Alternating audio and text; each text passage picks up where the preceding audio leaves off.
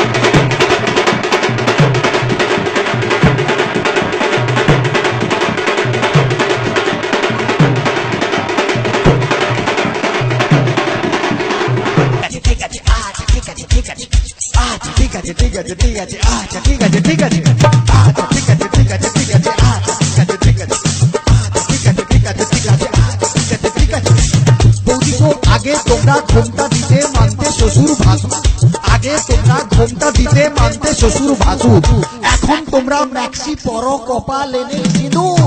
আচ্ছা ঠিক আছে ঠিক আছে ঠিক আছে, আচ্ছা ঠিক আছে ঠিক আছে, আচ্ছা ঠিক আছে ঠিক আছে ঠিক আছে।